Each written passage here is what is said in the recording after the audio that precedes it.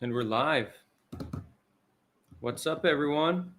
Welcome to Standing Up.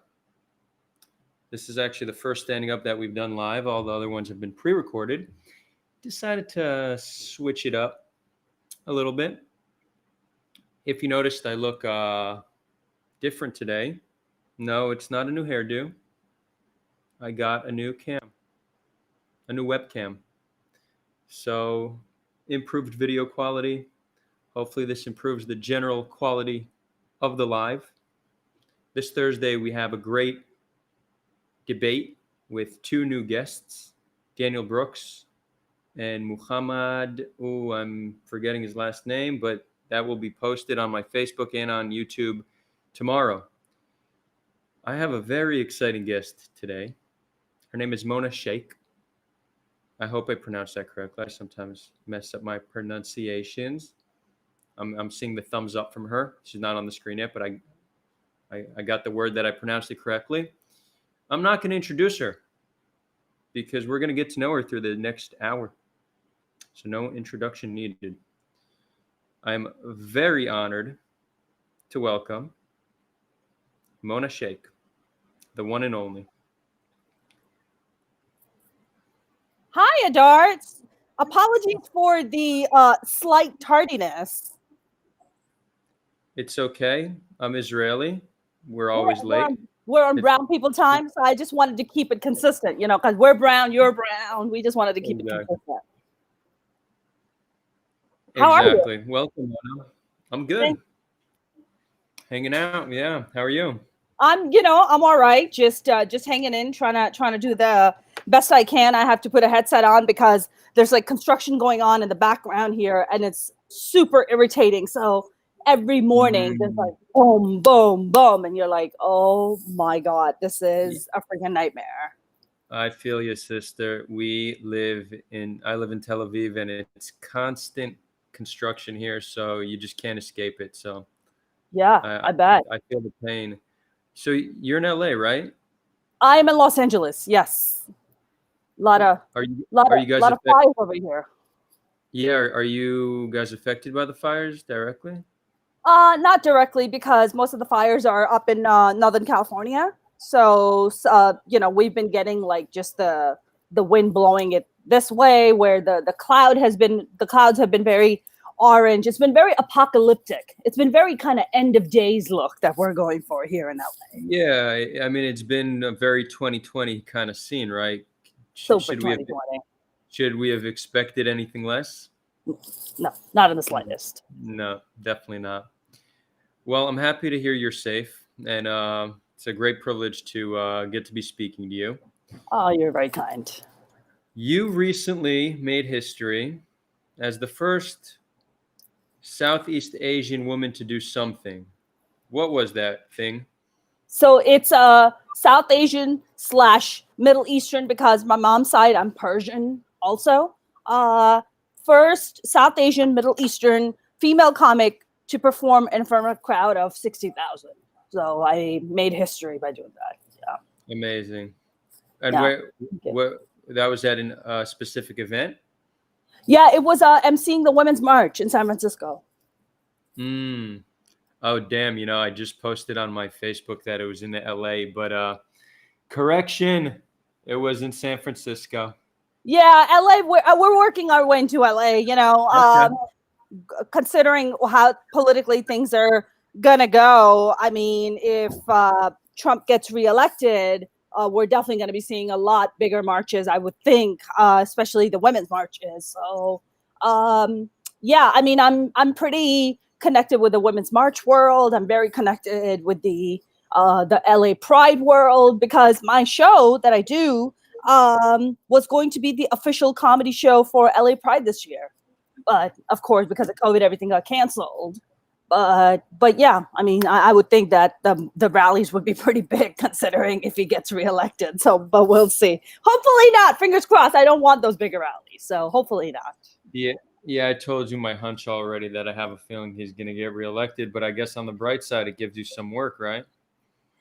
Dude, I'd rather not have that kind of work. No, I feel you. I definitely feel you on that.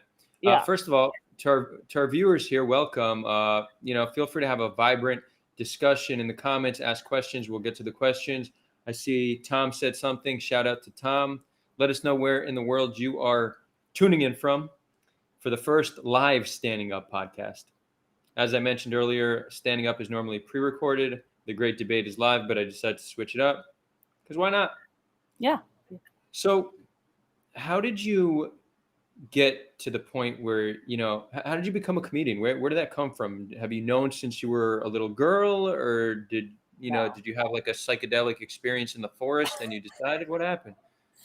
Psychedelic experience. I've yet to have one of those because I have some friends who've been pushing me to do some shrooms. But no psychedelic experiences yet, but I do want to. I honestly, stand-up comedy is not something, if you're a woman, if you're South Asian, you come from a conservative Muslim household, like stand-up is not really something that you're like, oh, I'm going to grow up to be a stand-up comic. That's not even a thing, I knew that I wanted to be a performer when I was about 8 years old. I watched this Bollywood movie and I was like, oh my God, who is this actress? She's amazing. I want to do what she's doing. But stand-up comedy didn't come in much later in my life. Stand-up comedy actually really came by accident. A lot of people ask me, they're like, how did you choose stand-up? I'm like, I did not choose stand-up. Stand-up absolutely chose me. There's no denying about that because I moved from Pakistan at 15 to New York. I lived with my brothers, my 4 older brothers.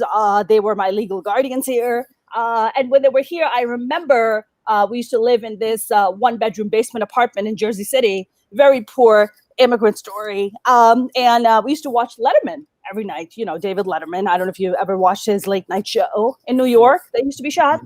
So we used to watch the show and my brothers would sit there and laugh and I couldn't understand the references. I mean, I couldn't understand because I was new to the country. I didn't really know a lot of the American references. So he would make all these jokes and I would turn to my brothers and I'm like, why is that funny? And they would be like, shh, shut up. Like, don't bother us. I want to listen to his jokes.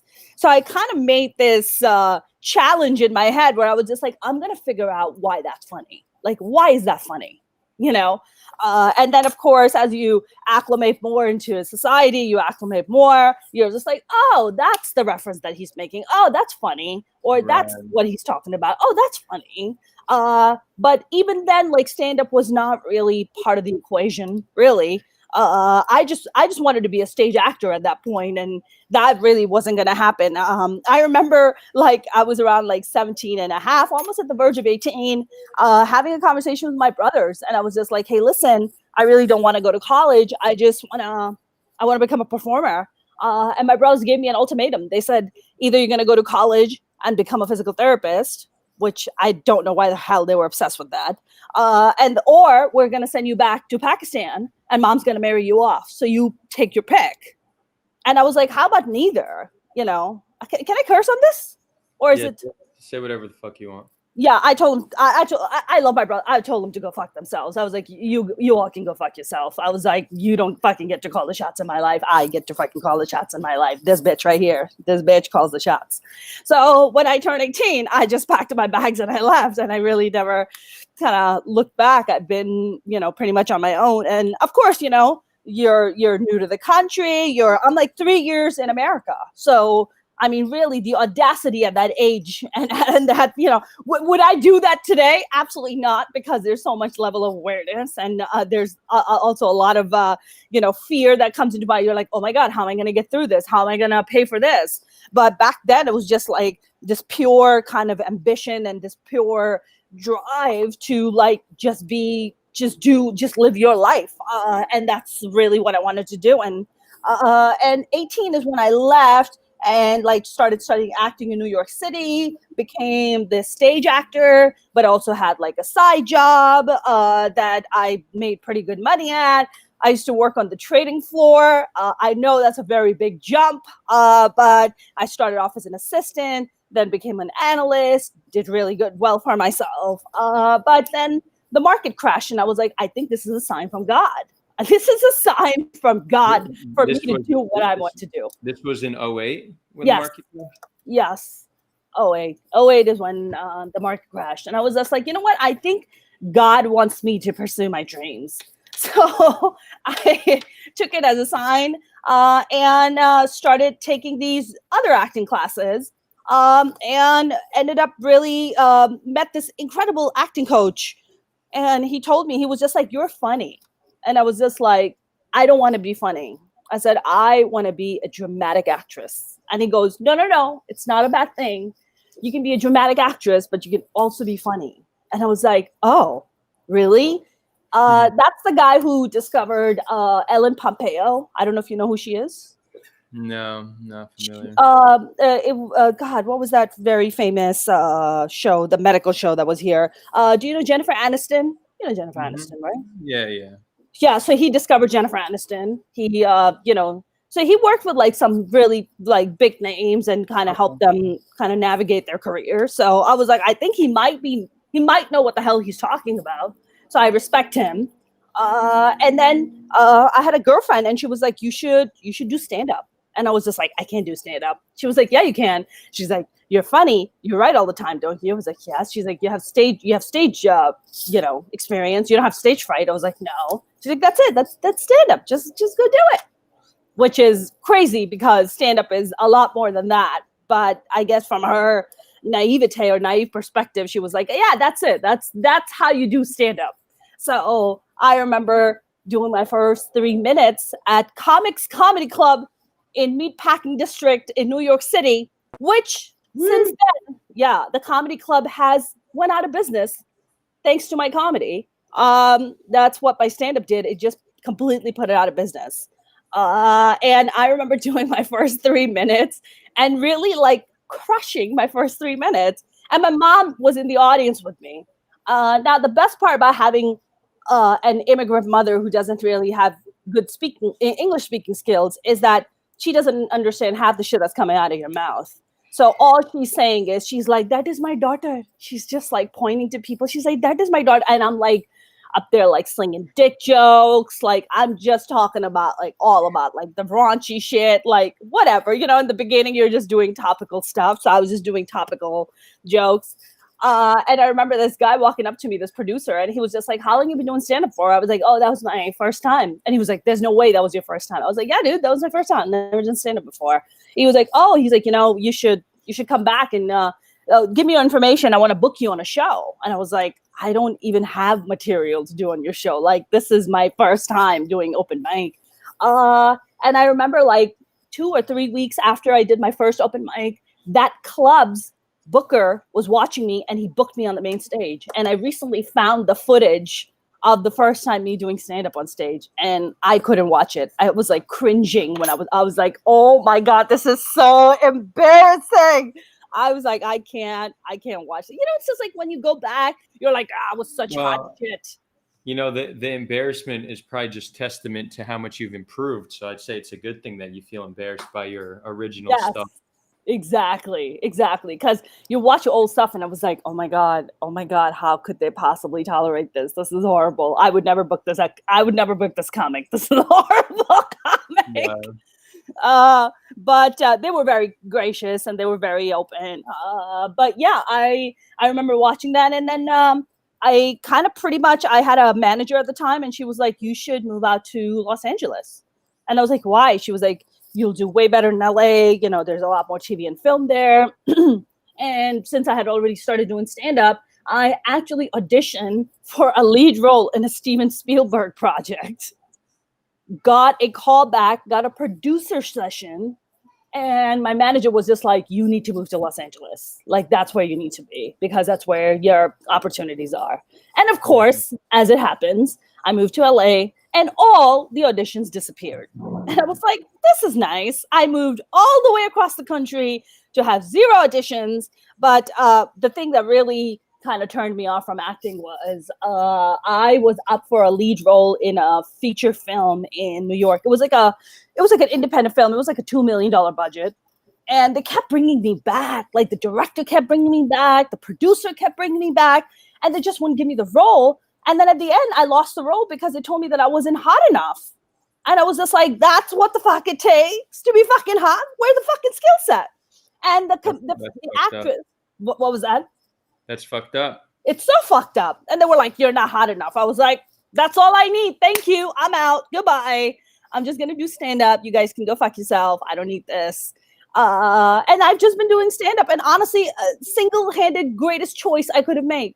So thank you to that fucked up producer and director for putting me in that direction. Thank you for them, But that actress that they hired was so bad that they had to cut her out from most of the movie. They should have gone with you. They should have gone with me. I could have done a way better. But you know what? It wasn't meant for me. I was meant to be directed to be here. For sure. I mean, that's what I put you on your path and what helped you make history, right? And I don't want to say the rest is history. I want to say the rest is history in the making because you're still doing it. Exactly. That's a fascinating story. I want to go back a little bit because there's some more details I'd like. So there's a lot more details. I just kind of gave you the overview. Yeah, for sure. So you moved from Pakistan to New York when you were 15. Was that your first time coming to the United States? No, the first time I visited U.S. was back in 91. I was like 11 years old. Our family history is a very unusual immigrant story. In the sense that I have 4 older brothers, and my second and my third brother were given expired vaccination for polio, and they ended up getting polio because of it. Whoa, sorry to hear that. Yeah, so it was really hard in our family. It really kind of broke our family apart. My parents would like fight and bicker all the time because of it. And my mom left me when I was 6 months old to bring my brothers here for their treatments. And pretty much all like earlier in my life, my mom really wasn't around. I really didn't grow up with my mom. She wasn't around. It was usually my grandmother and my aunt and my dad who primarily raised me. So my mom would just kind of go back and forth. And whenever she would come around, and I'm like, who's this lady? Who is she? Why is she here? Why is she bossing me around? What's up with this? And because I used to call my grandmother mom. Ami means mom. And it was like this kind of adjustment process where, because my mom was traveling to the U.S. so much, I didn't really kind of get to know my mom so well. So that's how our family started coming to the U.S., And of course, my mom's side of the family is very politically heavily involved there. So that was another big deal. So it got to a point where my mom was helping pursue my uncle to get elected in one of these major, positions. And it was getting ugly. It was getting a little ugly. We were getting a little bit of the threats. It was becoming a little bit of an unsafe place, for us to be there. So my mom was like, you know what? My parents were like, I think it's a better option to just send the kids to America to pursue education and to live. But I don't think stand-up comedy, especially for their only and youngest daughter, was part of the plan. That's not what they had in mind. Nope. No, I don't know them, but I know that's not what they had in mind. You must know Middle Eastern parents so well, Adar. A wee bit. Did you have culture shock when you came? That's kind of what I want to know. What it was like coming for the first time from, I guess that has a different interpretation. Yeah. That's not what I meant. What it means coming for the first time from Pakistan to New York. Mm-hmm. What culture shock you had? For me, the first time I came, it wasn't so much of a culture shock. I think the biggest culture shock for me was when I went to high school, because I saw pregnant teenagers, and I had never seen that before. Because, back in Pakistan, we just call them married. So I was just like, I don't understand why you're going to school. We just call them married people back then. So that was like the big culture shock. Okay. And you said your brothers had trouble with you getting into acting. At what point did they get over it, or are they still not over it? I don't think, that's just something. Just to be entirely transparent, I really don't speak to 3 of my brothers. Just one brother is the one I speak to. Most of my brothers have a real problem with me being a stand-up comic. They have stand-up comedy is very much about honesty and just kind of also putting your personal life on the stage and just kind of talking about very deep personal things and pretty much talking about anything you want. And that doesn't sit very well with them. So would you say they disowned you? Is that what happened? I don't know why. If they disowned me, I definitely would say maybe I've disowned them to a certain extent. I think the disowning might be mutual at this point. So honestly, Adar, I have no hard feelings towards them. It's not something they understand. It's not their world. They've never pursued it. So it's not their dream. It's my dream. They live their lives. They're happy. I live my life. I'm happy.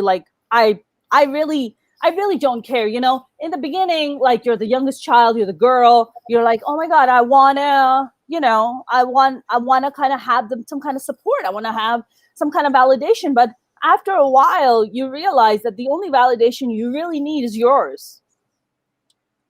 Are you okay with it? Are you comfortable? Are you happy with it? It's like, yeah, all of those things. Just well, then their opinion really is irrelevant.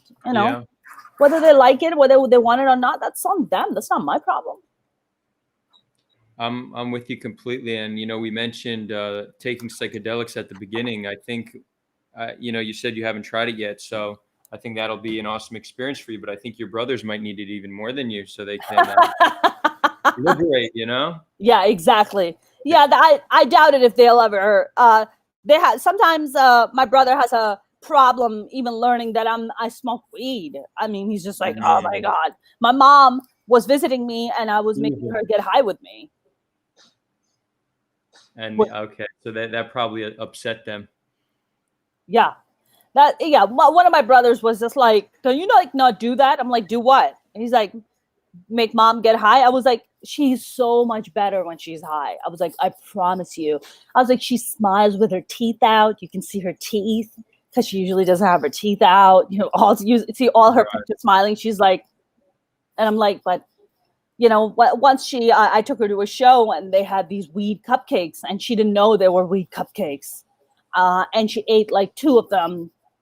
Wow, Adar. I don't think I've ever seen my mom smile so much. I don't think I've ever seen this level of joy on her face as those cupcakes had brought out. So it was good. Yeah. I mean, edibles could really, really hit the spot. Sometimes they could take you to the next level, farther than you want to go. But yeah, I'm happy she had a good experience. Is that something cultural? Not showing your teeth when you smile?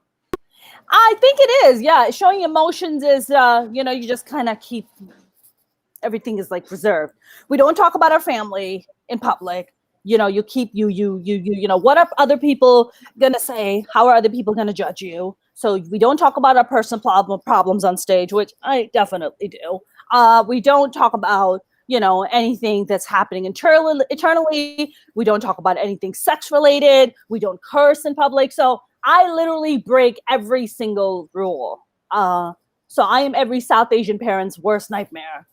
Because I'm a single woman in my 30s who pursues stand-up comedy, slings a bunch of dick jokes on stage, curses quite a bit, and pretty much talk about a great deal of my personal life. So yeah. I mean, it sounds to me like you're describing what the perfect woman would be. So, it's hard for me to That's very kind of you, Adar. Thank you. Struggle with that lifestyle. Yeah, right. Look at you, Adar. You know how to talk to the ladies. I see you. I learned a thing or two in my days. You're working in a male-dominated industry. Yes. Perhaps one of the most male-dominated industries. Yeah. How do you think that's held you back, or has it maybe in certain areas played as some kind of an advantage, as a novelty of sorts? What's been your experience as one of the few female comics? Adar, I think there is this misconception that there aren't a lot of female comics. The thing is that there's a lot of female comics. The only reason you don't see a lot of female comics is because they're not given the same opportunities as the male comics are. So when you go and check out a comedy club's lineup, it's predominantly male and specifically white male. Okay. It's not even a bunch of black dudes or Latino dudes. It's even that's why you have like minority nights. You'll have like, chocolate Sundays at Laugh Factory here, because that's an entirely Black night dedicated to Black comics and to people of color like myself. Or, there's, lose you there for a sec? No. For some reason, once in a while, you'll see a little thing on the screen. The viewers can't watch that, but can't see that. But yeah, their little thing popped up. We're good. Oh, okay. I feel like it has gotten a very tad bit better. I think mainly because, so for instance, the Comedy Store, which is one of the biggest comedy clubs, the most renowned comedy clubs here in Los Angeles. I went and auditioned to be a paid regular on the club's lineup, and I remember auditioning. I remember doing incredibly well, and then just not passing. And then I started looking at their roster of comics who have passed, and none of them are brown. Not even your established comics like your Aziz Ansari's and your Kumail Nanjiani, and I don't even think Russell Peters on there. Like, it's quite fascinating to me how, they have been kind of very, kind of dismissive, especially Mitzi Shore, who founded the club. Mitzi, God rest her soul, she was the more inclusive one. She was the one, hey, I want to hear from the female comic. I want to hear from the Arab comics. I want to hear from the Middle Eastern comics. I want to hear from the Israeli comics. Like, I want to give these folks like an opportunity. But as she got older and the new management took over, they have been very kind of white boy club exclusive. It's very white boy club exclusive. So, but I think, for me, what I did is I approached them and I was like, look, there's no way in hell that I'm ever going to pass this place. So can I just produce a show? I'll produce the show. I'll put up the money. I'll promote the shows. I'll bring the people. And they were like, yeah, sure.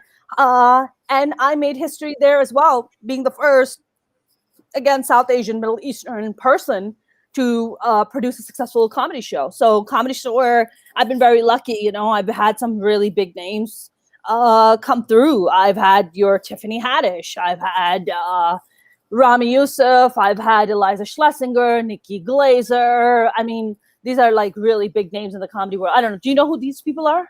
Yeah, a few of them. Okay. Yeah, so a lot of, sorry? Killing it.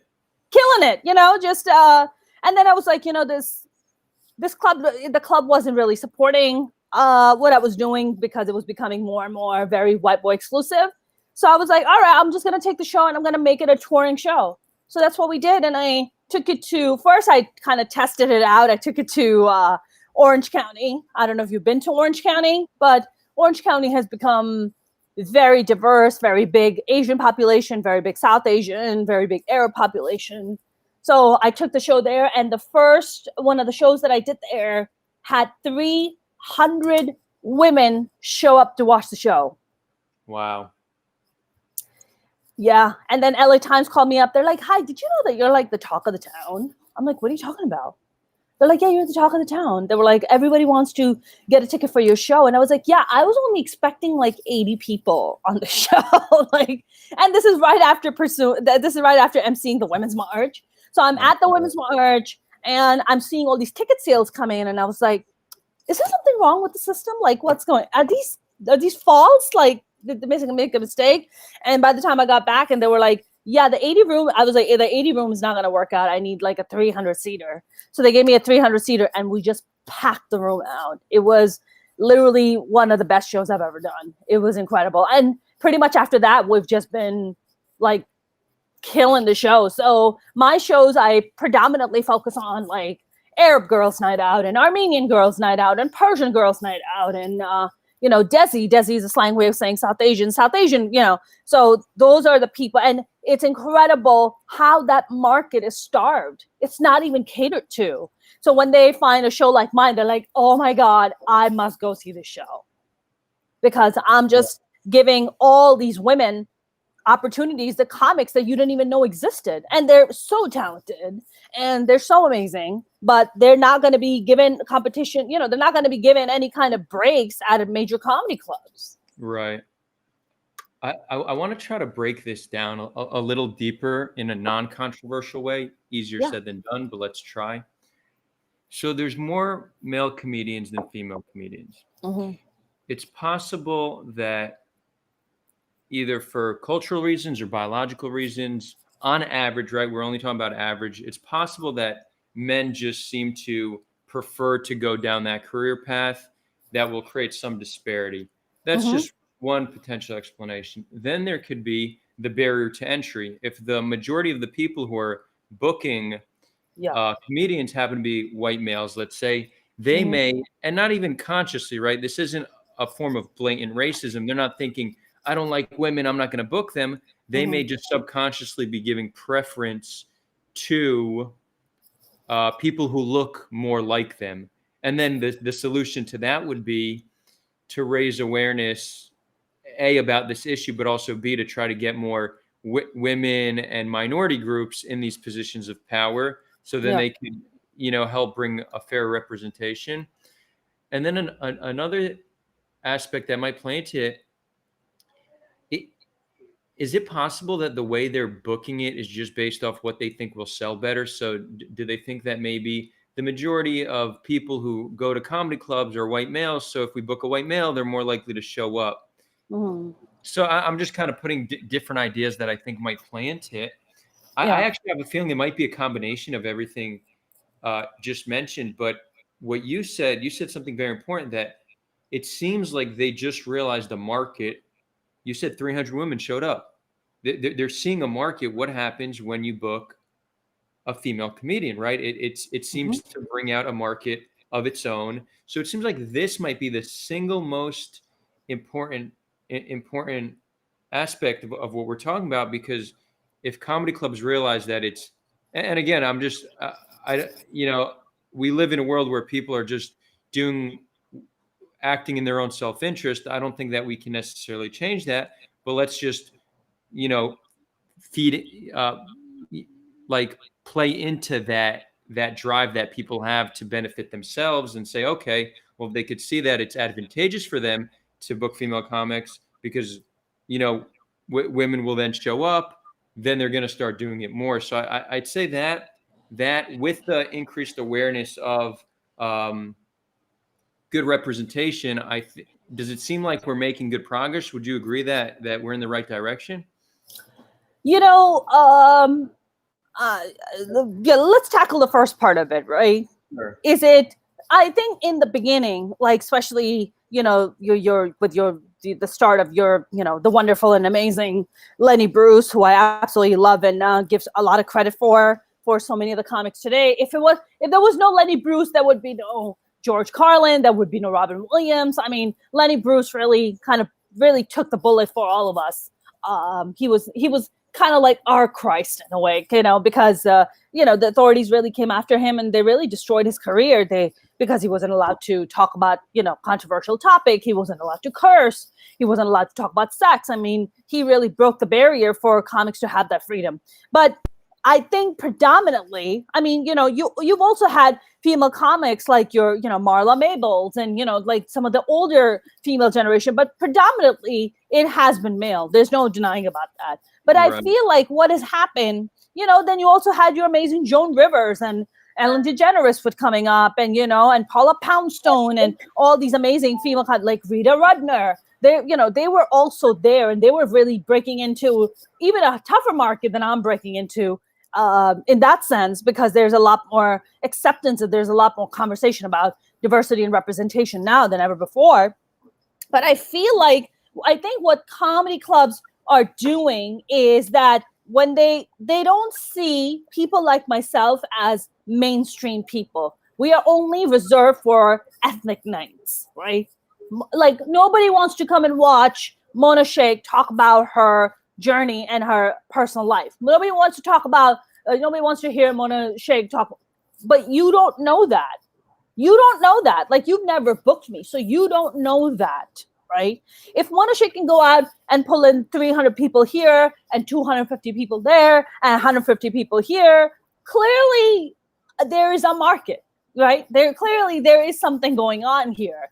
But I feel like the bookers are primarily white male. So just like you said, they like to book people who look like themselves. It's a lot maybe easier to kind of maybe navigate and work through. It's a lot easier to book the likes of Louis C.K., who thank God is not working right now. But, it's a lot easier to pull people like that and give them kind of opportunities. But, I look at the lineup sometimes and I'm just like, these people aren't, I've watched their comedy. I've been in the business for about 12 years now. I watched some of these people and I'm just like, I don't understand how this person is getting this break right now, because they're talking about turkey sandwiches. Like, what? Like, this is crazy talk, but they are, there's also the political aspect of it. You're in, you're one of the cool ones. So you're like in with the booker. So they book you. You're like, oh man, you're hanging out with the bigger comedian. So they're just like, oh, this kid is all right, but with the female aspect, there's also kind of comes in a little bit of the sexual aspect, right? It's just like, oh, you're cute and like you're funny. Maybe I can try to hit it. Like, maybe if you let me, like, maybe if that's good, like, maybe I can try to get it in. Like, oh, but then it becomes awkward. Well, I'm not really interested. I'm just a comic. Oh, now it got awkward. So there's a lot of fucked up, sexual harassment that goes on in the comedy world, like a lot, which really hasn't been confronted on the level the way it has been in Hollywood. It just hasn't, because there's still a lot of it that still is going on, and these guys are doing pretty horrific things and saying some horrific things and getting away with a lot of bad stuff, and have no repercussions because, nobody calls them out. So that being said, I mean, comedy clubs really look at people like myself as dedicated to ethnic nights. You are dedicated to, that once a month ethnic night we're due. Maybe I'll book you on it. Maybe, or you have to be one of the bros. Are you one of the bros? Oh, dude, I'm totally cool. Are you making fucked up misogynistic jokes? Oh man, dude, that's hilarious. Oh my God, I love it. Oh, you think all the women are bitches and hoes? Oh, you are fucking killing it, man. I fucking love you. You're so great. Hey, can I get a spot? Right. I can't do that. I can't do that, Dar. I can't do it. That's interesting. It's challenging, right? Because it's almost like they book ethnic comics on ethnic nights because they just think that will bring more people, and they're worried that if they book ethnic comics on not ethnic nights, then that'll bring less people. So it's almost like, even if we could get all elements of misogyny and racism out of the way, all biases, if we can remove all of that from the equation, there is still market forces that is telling the people booking that it might be better to book people who look like the audience. And I don't even know how to solve something like that. It's almost like maybe we just need comics to... Adar, you know what it is? It's the same conversation that is happening and has been happening among Hollywood studios executives.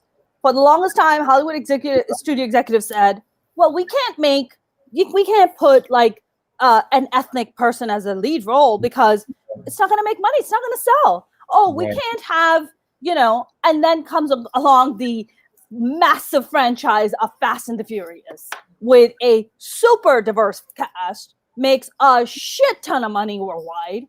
And all of a sudden people are like, wait, you said that it doesn't make money, but it totally does. Then Black Panther comes along. Black Panther ends up being the highest earning Marvel movie ever. And they're like, well, wait a minute. You said anything with ethnic or Black lead roles or Latino would not make money, but numbers are telling me otherwise. So it's the same conversation and the same mentality. So thank you for that, because you made me more optimistic, because as you saw, I had a little dilemma of how do we solve this, and what you're showing is that it's already naturally being solved. We're seeing more and more representation, and people are watching these films. Yeah.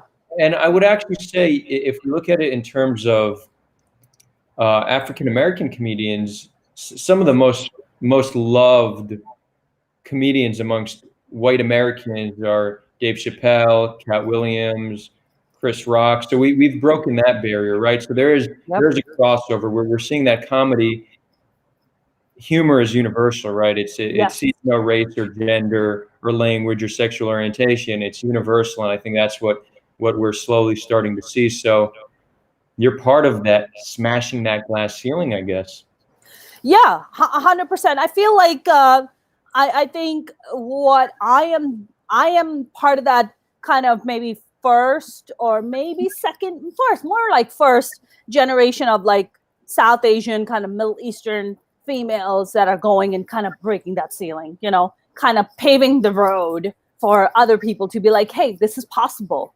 You can do this. You can come in. You are welcome. Your stories are welcome. Your stories mean something. Come and tell us. Mm-hmm. You know, so I think a lot of that shift is happening right now. That's amazing. Yeah. What is the most annoying thing you hear from people when you tell them you're a comedian? Tell me a joke. I knew that's what you were gonna say. I knew it. For the longest time, I used to be like, what do you do? They're like, I'm a doctor. Oh, I'm a surgeon. I'm like, great. Can you operate on someone? Let me see what you do. Like, it's a bizarre thing to ask someone. Yeah, it's almost like sit doggy, jump. You know, it's like I don't serve here. Right. It's being asked to be a fucking joke monkey. I'm not a goddamn joke monkey. Like, I'm not gonna be like, you're like, it's not like, this is not a fucking circus, right? It's just like, it's a craft. How do you respond? Now I say pay me. Ooh, I like that. You show them your like Cash App barcode or something. Yeah. Swipe. Yeah. I'm like, pay me. I'm like, it's $100 a joke. Can you afford it? Oh, that's expensive. Well, that's, you know, you're paying for all the years of dedication and sacrifice. So pay up. That's premium. $100 a joke. They shut up. When we meet in person, I would pay that to hear one of your jokes. So. You're very kind, Adar. I would not charge you anything. We're friends. There we go. But I know you'll never ask me that. You'll never be like, tell me a joke, Mona. Like you're smarter than that. Exactly. I like to think I am. I mean, I predicted that would be your response, because when I was thinking, what do I want to ask Mona? I'm like, I'm not going to ask her to tell me a joke, because everybody probably asks her that. And that's probably the worst question. That's probably the most common and worst question you could ask a comedian. So therefore, I'm going to ask her what the most annoying question she gets asked. That was my thought process, how I got to that. I want to touch more on the sexual harassment and abuse that happens in the world of comedy. I mean, it seems to be prevalent in just about every industry around the world. Would you say that one of the reasons why female comedians have trouble speaking up, aside from the usual, you know, there's victim blaming and slut shaming and, you know, all the stuff that we see when women try to speak up, would you say that they also think that it will get in the way of progressing their career, and that kind of creates a pressure for them to need to remain silent? Yeah, I mean, you know, it's just like, I think that is kind of a through line in pretty much any profession, right? If you go up and let's say if a more established male comic, which has happened twice in my case, is sexually harassing you, is sexually demeaning you, is coming on to you, giving you unwanted shoulder rubs where you're like, you don't need to touch me. Like, please don't touch me. And if you say something, you're not going to work because this person has clout. They have power. They can like call up clubs and they can call up bookers and be like, hey, you know, if you book so-and-so, I'll never come and work with you again. Right? So they're losing out on money. So they're like, oh, you know what?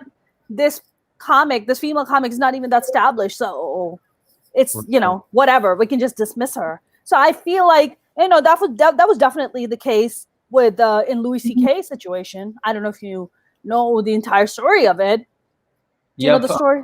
I'm familiar. Yeah. Yeah. I mean, Louis C.K. has these two female comics. They're our duo. They're opening for him. He comes to the green room. He shuts the door and he says, "Hey, you guys don't mind if I jerk off in front of you, right?" And the girls are like, "Oh my God, Louis, you're so funny." And then he shuts the door, stands in front of the door, takes his pants down, and starts jerking off right in front of the two girls, right? And they're like, what the fuck just happened? What the fuck is happening? And he's just like, "No, you're going to watch me jerk off in front of you." And, to me, that's always like, are you asking the girls for feedback? Are you asking if the strokes are right? Like, if you're doing it right? Like, what is, like, it's about power. That seems like such an odd fetish, right? It's like, watch me jerk off. It's almost like reverse voyeurism. Yeah. Yeah, interesting. It's forced voyeurism, It's forced. Right. And you think it's a power move. Yeah, I could see that. Do you think, it seems like out of many of the people who are accused of sexual harassment, Louis C.K. Responded quite elegantly, I would say. Do you think that was enough? He wasn't very eloquent a year before the Me Too movement kicked in. A year before the Me Too movement came out, he was being interviewed. Roseanne Barr actually called him out on Twitter.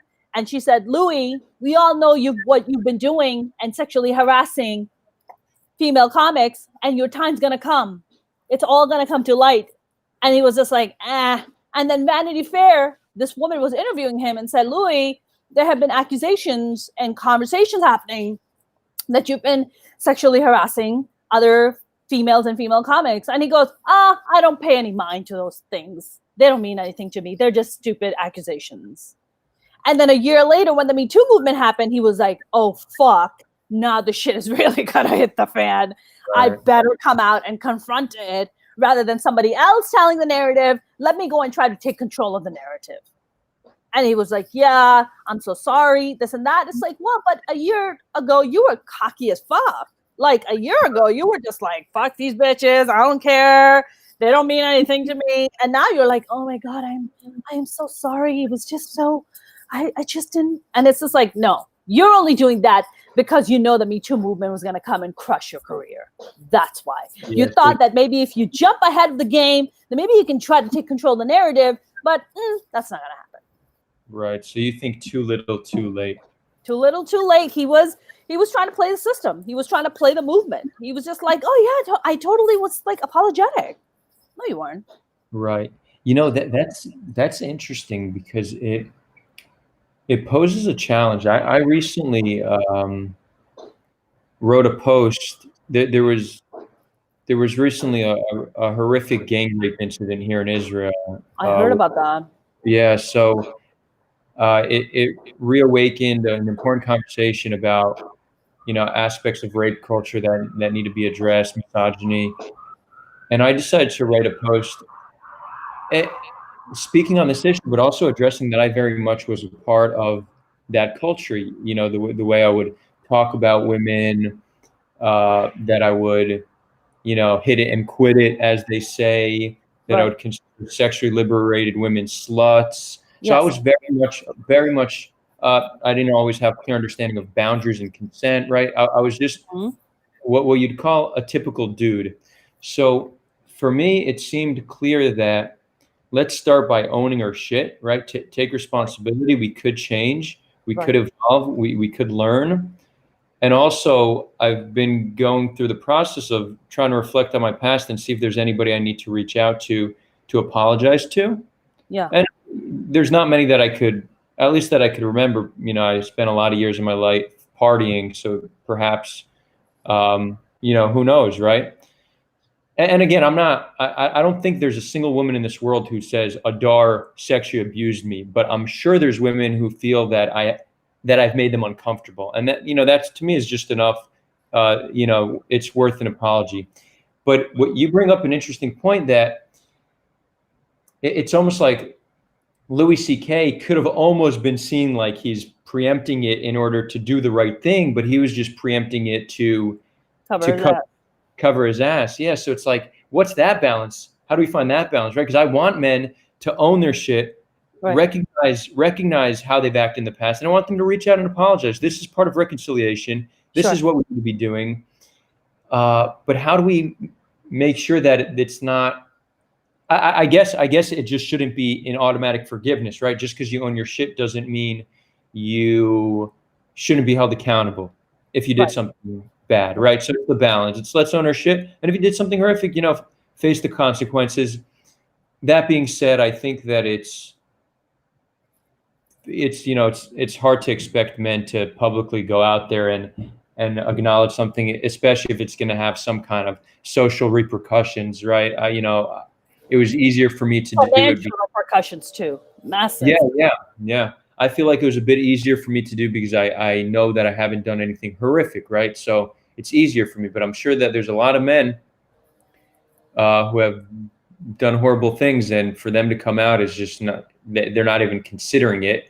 They're probably just living in fear that one day it's going to come back to bite them in the ass. And I think we're walking the fine line. We need to find that balance between men. We need to give men space to feel comfortable coming out and speaking, and also understand that if you did something horrible, there will be some repercussions. So Dar,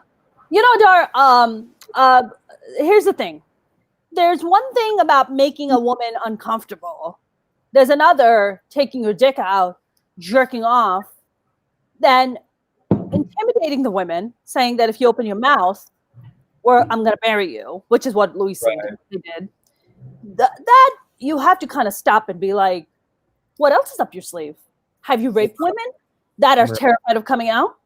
Have you done that to women? Because it sounds like you have, right? Harvey Weinstein did. So these are all stepping stones, right?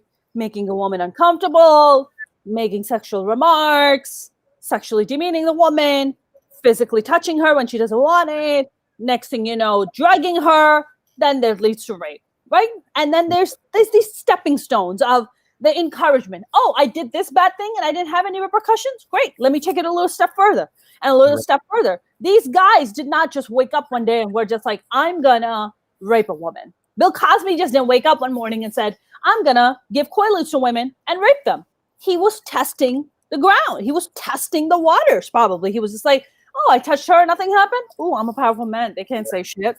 Oh, I did this. Oh, nothing happened. Oh, yeah, I'm a powerful man. Oh, I'm Bill Cosby. I am a clean-cut comedian. I would never, right? Oh, how dare you come out and accuse me? I mean, you're talking about upwards of 52 women that had been screaming on top of their lungs for years.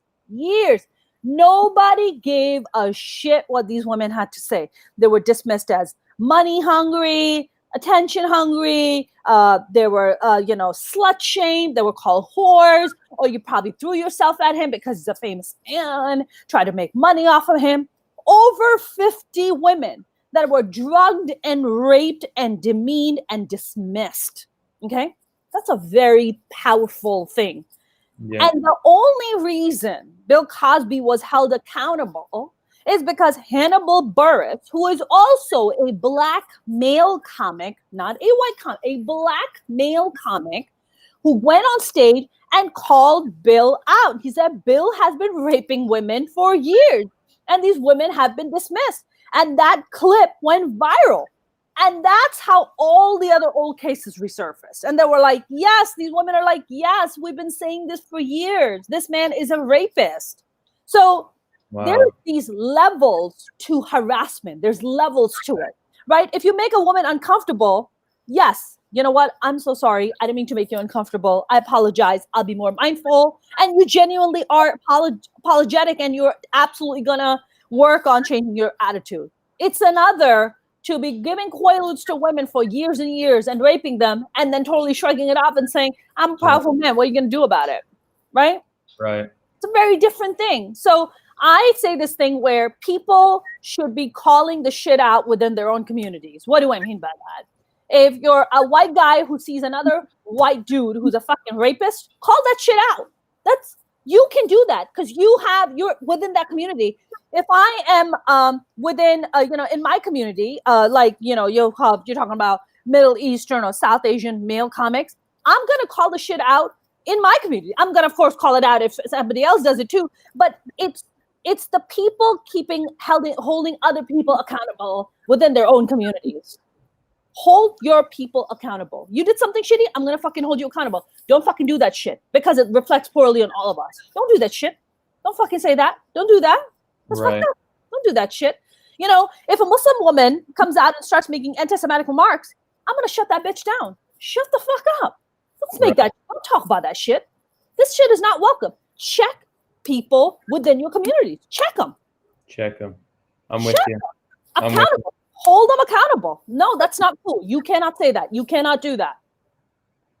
Yeah, I'd say that's great advice. And, I think it's also legitimate to check somebody not in your community. They'll just be less receptive to what you have to say. So it's more important that we focus on people who have a similar identity to us. Yes. You make a very good point about levels. Yes. Right? Rape and groping, it's just not the same. Both shouldn't be done, but it's not the same. Yeah. It seems like that on the lower levels, there's still some understanding that needs to be had. I think a good example is Aziz Ansari, right? Yes. He was accused of making a move on a woman, if I'm not mistaken. Yes, it was a very bad day gone very horribly wrong. Right. Now, I don't know all the details, but I don't think that should be considered harassment or assault. Because if the difference between what you consider harassment is if she's attracted to you, meaning like if a man goes in for a kiss and gets rejected and he's then done, he doesn't try again, yes, that cannot be considered harassment. Like we need to understand that. What is the context? Are you on a date? Right, for sure. If it's just you walk up to a woman on the street and try to kiss her, then that's harassment. But like on a date, the situation that Aziz Ansari was in, it seemed like he wasn't cool enough, right? He didn't pull it off slick. He tried making a move on someone who wasn't interested in him, and then that kind of. So, and from what I understand, the story is, you might know more details, but from what I understood. Yeah.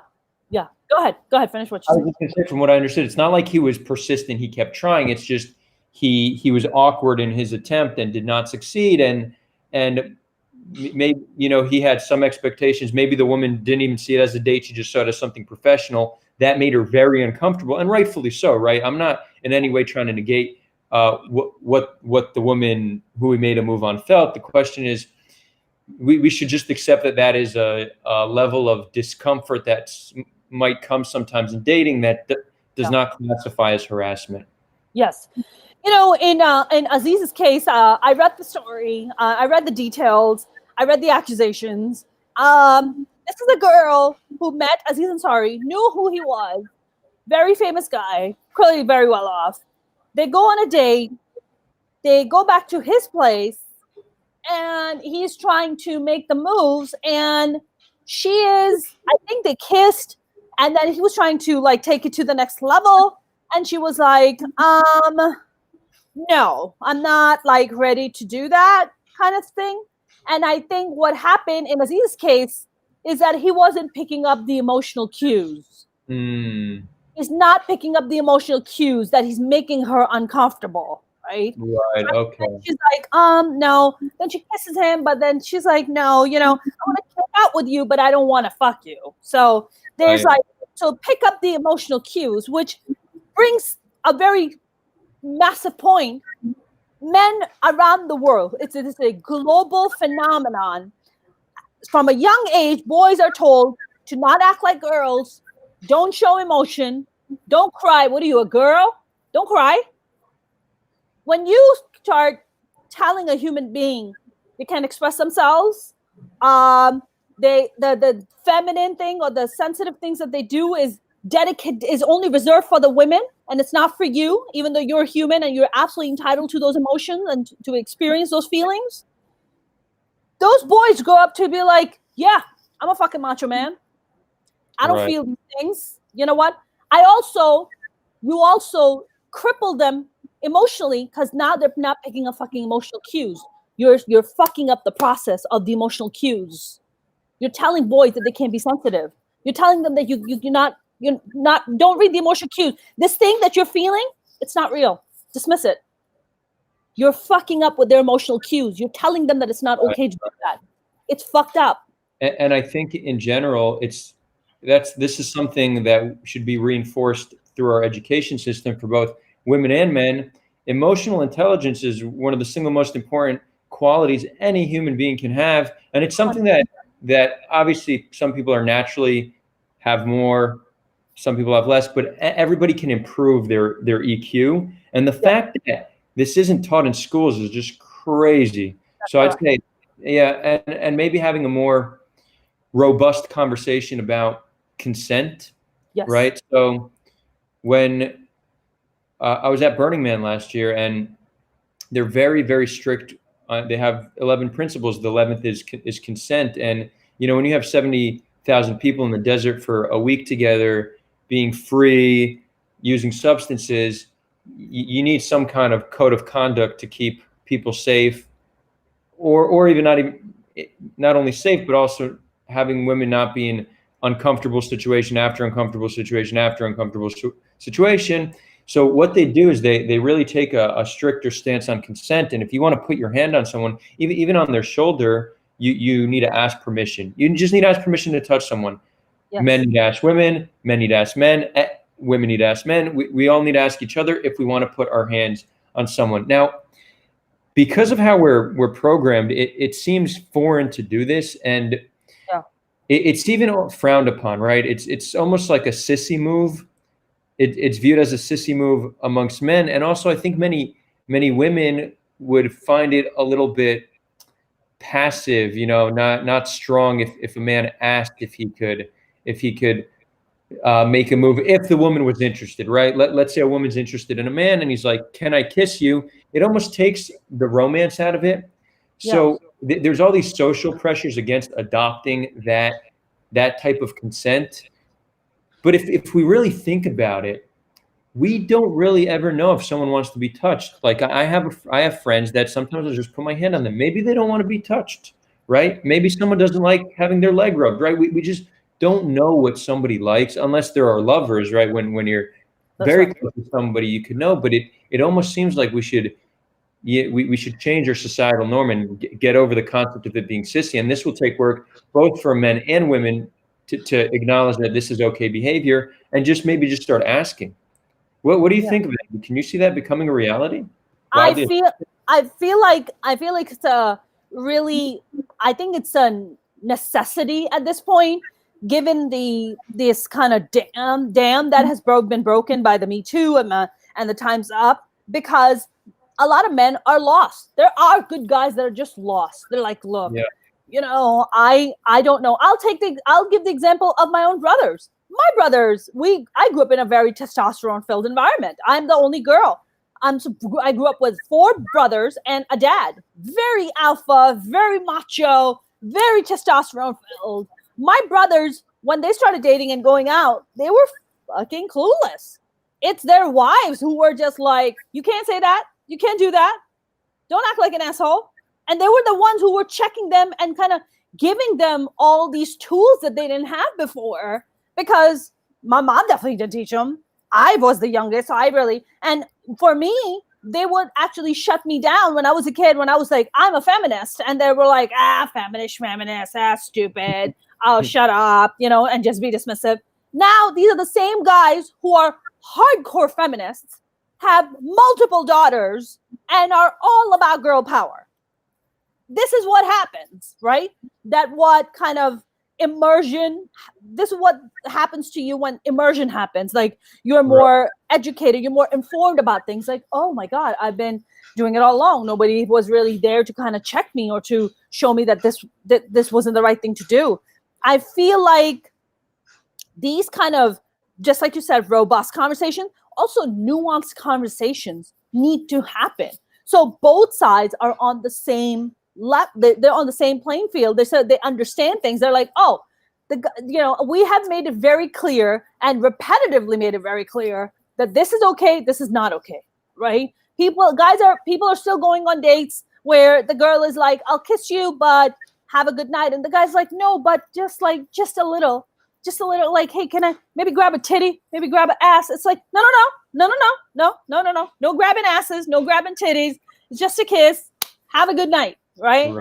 And that may come across as harassment to a woman. It's like, I fucking said no, and you keep pursuing it. So I find that as a violation of my boundaries, and I find as a violation of like my womanhood. Like, you're harassing me. So I feel like just 100%, 100,000,000%, emotional intelligence needs to be taught in schools. Period. I feel like that will also help resolve so many of these issues, because when you look at the younger generation, the millennials and the Gen Zers, they are so woke. They are so in tune. They're like, hey, man, that's not cool. You can't talk to a woman like that. You cannot call her slut. You can't call her a bitch. No, she already said no. So it does work. It is showing that it works. So the younger generation is almost teaching the older generation to be like, hey, man, don't say that. Don't do that. That's not cool. Yeah. It's fascinating. So I feel I 100% agree with you. Emotional intelligence education, 100,000%. Having these robust conversations and kind of having them in the open where men are not being shamed for it. Yes, 100%. 100%. We should be having these conversations worldwide. Now, and I know that in some cultures, it's a lot difficult to have these conversations. If I try to go and have this conversation in Pakistan, maybe with some, more maybe woke people, they listen to hear me out. But the majority of the population is like, get the fuck out of here. Like, I don't want to hear what you have to say. What are you talking about? Even the women would be like, oh my God, no. Because you have to understand the misogyny is also programmed into the women. So the women also see themselves through the misogynistic lens. Right? Right. And they might accept certain things that they shouldn't accept as okay, right? They're Precisely. behaviors as okay, yeah. Oh, we had this thing called, we had the Women's March in Pakistan called the Aurat. Aurat means woman, Aurat March. And the younger women, when they were taking it to the street, the older women in the society were slut shaming the younger women, Adar. Forget about the men slut shaming.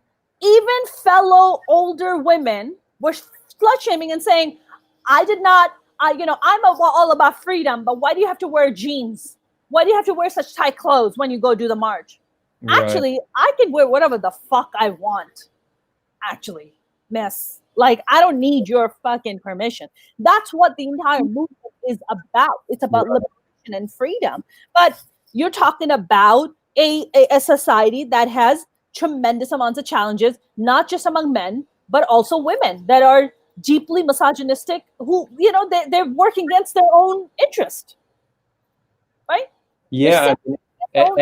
And I would actually say that there's many cases to be made that the current, patriarchal structure isn't good for men either, right? So I think that there's a natural inclination to and this is becoming more popular in modern day activism, which I'm not fully on board with, but there's a lot of anger towards groups, right? And understandably so. If a woman has been consistently abused by man after man after man, it's going to give her an impression that men are a certain way.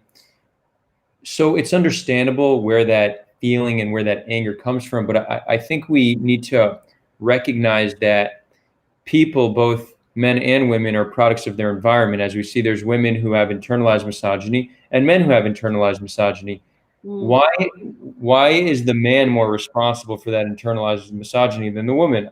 So I personally don't think either should be more responsible. I think we need to understand that people were born into a system which caused them to be the way they are, and allow this to have us be a little bit more empathetic towards misogynists and racists and people who are hateful.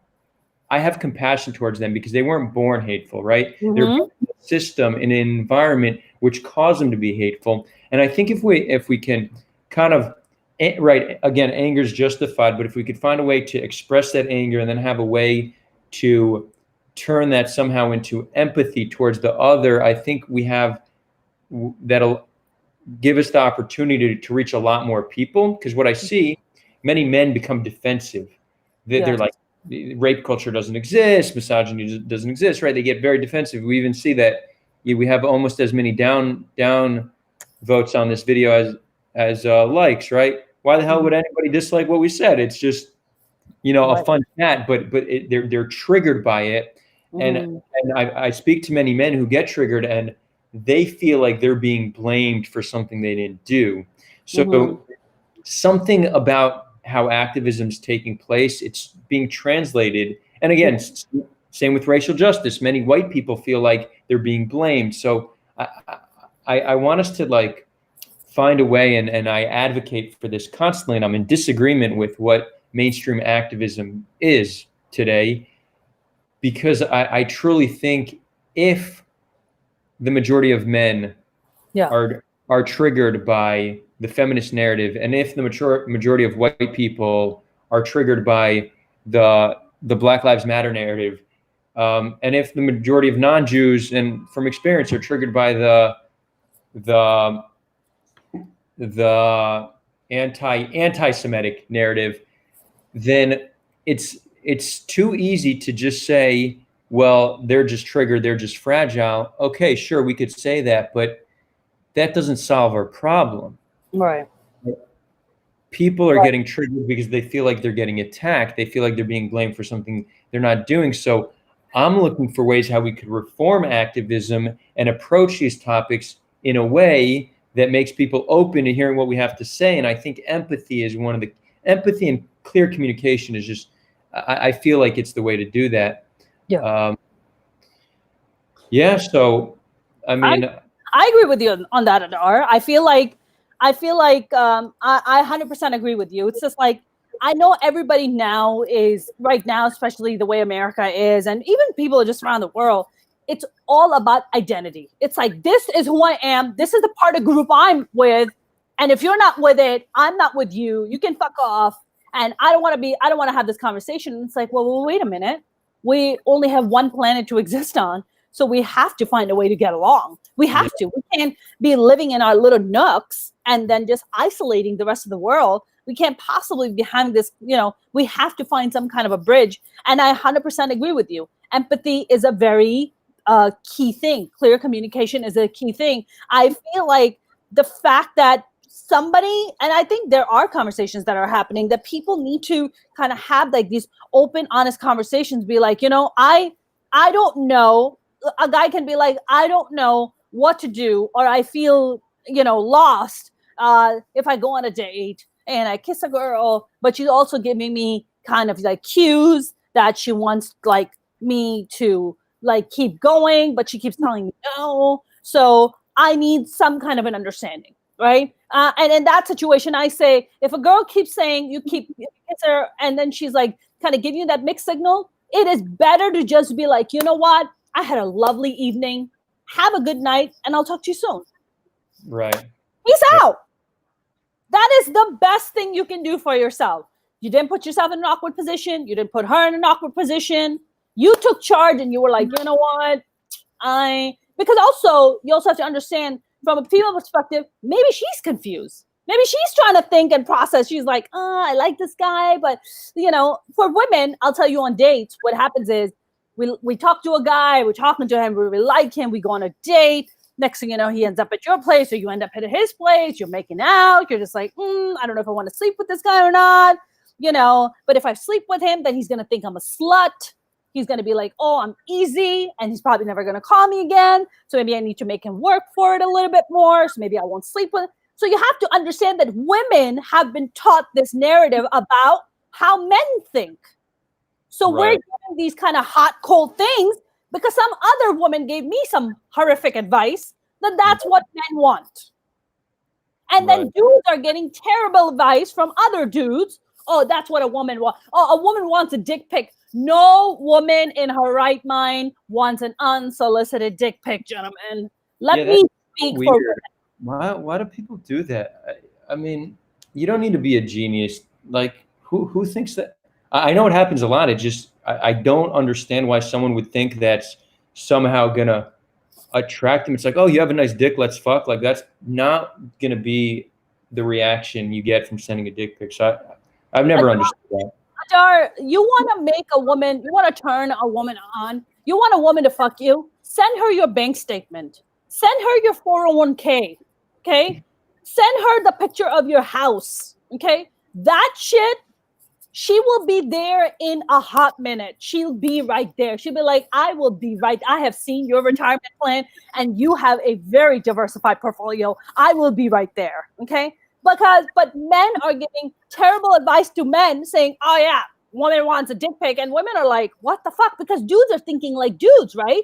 They're like, oh yeah, I would love to get a hot naked picture of a girl. Yeah, but a woman doesn't see it like that. We don't want a naked picture or a dick pic of a guy. That doesn't turn us on. It just doesn't, right? Men are like visual like that, and women are just, this is like going to fucking back to cave woman days, where women are always thinking about security. They're thinking about safety. They're thinking about, hey, this shit is like encoded in your fucking DNA, where you're always thinking about, oh, like safety and security, Right, yeah.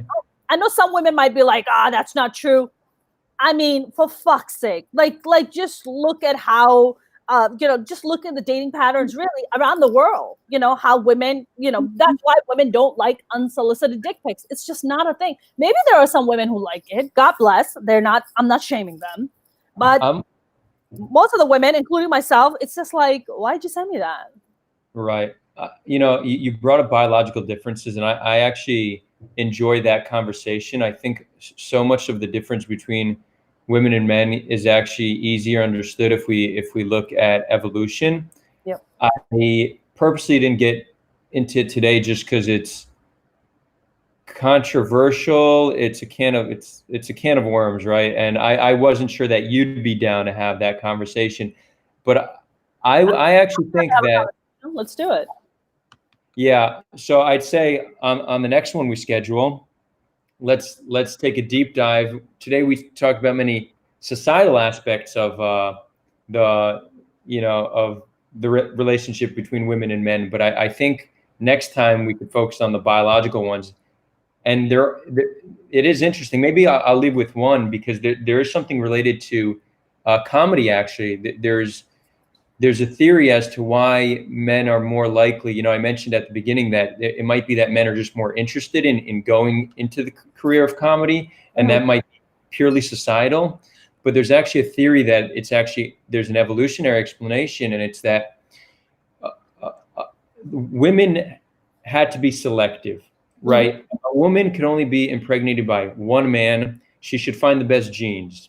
That doesn't mean she should be monogamous, because sex was used to build relationships. So, it could be advantageous for a woman to sleep with one man who has the best genes and then sleep with another man who's likely to stick around and help her raise the children. So this doesn't mean women are wired to be monogamous, but they're much more selective. And we see that today. Women are compared to men, are way more selective. Men would fuck anything. Women are looking for certain types of men.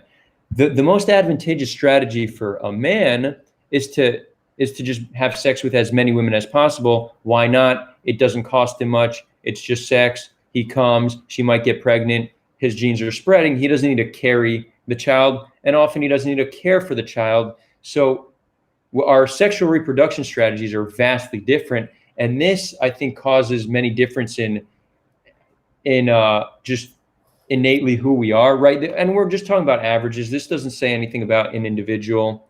Every individual is different, but when we're trying to understand groups, you look at the averages, and those do have differences. So men, as playing the role of needing to court the woman, needing to impress her, men found interest or even developed skills in things like humor, because humor was used to make women laugh. And if you ask women, what's what kind of a man do you want? Humor will probably be in the top 5. Yes, 100%. If you ask a man the same question, he will not say he cares about humor in a woman. That's right. So women care about humor because it shows that the man's intelligent and charismatic. If he's intelligent and charismatic, you know, he might have good genes. So we could almost see like a difference in how we are in relation to comedy. And this might create some of the differences. This does not by any stretch of the word mean that women are not funny. Yeah. Again, it comes down to the individual. Some women are funny, some women aren't. Some men are funny, some men aren't. But it's interesting how that plays out.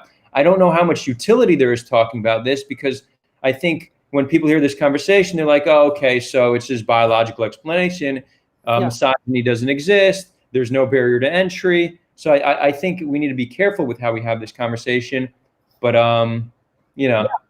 I wonder if there's a study or if there's any kind of articles out there about this kind of conversation about how genetically men are kind of predisposed or just kind of naturally attracted to being funny or, you know, or pursuing something like stand-up comedy. But, you know, there's also the nurture aspect of it, right? There's the nature versus nurture aspect. Somebody was asking, so I'm working my first stand-up special right now, and my director and I were talking, and he goes, you know, Mona, I've always been fascinated why you ended up the way you did. Like, how did you become you? He's like, I want to know, what was that thing? How did you become you? And I think I would say that it also goes back to the nurture aspect of it. Even though I was the only girl in the family, I grew up with so many men that I had to be just as strong, if not stronger, louder, tougher. So the nurture was be like a dude. I had permissions like my brothers have permissions, right? They had permission, so I automatically gave myself permissions. I was like, I'm just one of the dudes. Like, I'm just one of the boys. Like, what's the big deal? I don't understand. I remember when I was 8 years old, my mom sat me down and told me I was a girl. I was devastated. I was fucking devastated. My mom was like, you are a girl. I'm like, what do you mean? Like, what do you mean by that? She's like, you're a girl. You can't just sit with like your legs spread. I'm like, why is that? Why is that not possible? But like for me, it's like, you know, it was the nurture aspect of it, of growing up with men constantly being like, almost in our household, femininity was not welcomed. Right. Interesting. You were not allowed to be sensitive and feminine. Not welcome.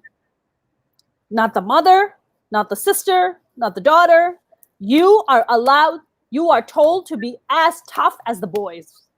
Be tough like one of the boys. You're not allowed to be this girly girl. Don't get your nails done. Don't get your hair. I didn't know any of this shit. It took me well into my 20s to even learn how to groom myself properly. I didn't grow up in that. It was looked down upon in my house to be a girly girl. It was looked down upon to like do your hair and do your nails. And what? No, just be like one of the dudes, you know? So nurture plays a big role. I feel like also, I think that early on kind of gave me permissions to do things that no woman really from my background usually would, right? Like, right. That's why I feel like I've been kind of pretty adventurous with my life, where doing stand-up comedy and picking up my bags at 18 and leaving the house and, you know, just saying deuces, being like the first woman ever from my mom's side and dad's side to leave the house without being married, without having a husband to go to, just like being like, I'm out. I'm just going to live my life. It was a really big deal. I remember my aunts getting really nervous and making sure that my cousins wouldn't speak to me because they don't want their daughters to be influenced by me. They were like, oh my God, now that my daughters are going to think that it's okay to pick up their bags and leave. Yeah, it is okay to pick up your bags and leave. It's okay. You can do that. It's fine. If that's what makes you happy, do it. When ultra conservative family doesn't want their children to speak to their cousins, you know you're doing it right. Yes. I have broken so many barriers, Adar. It's just ridiculous. I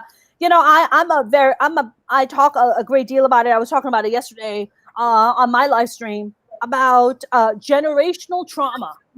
There is this generational trauma that is passed on from, boys, girls, it doesn't matter. And somebody has to kind of make peace with it. And somebody has to be like, recognize it and be like, we need to fix this. It needs to end with me. It needs to end with someone. Let it be me. Let it end with me.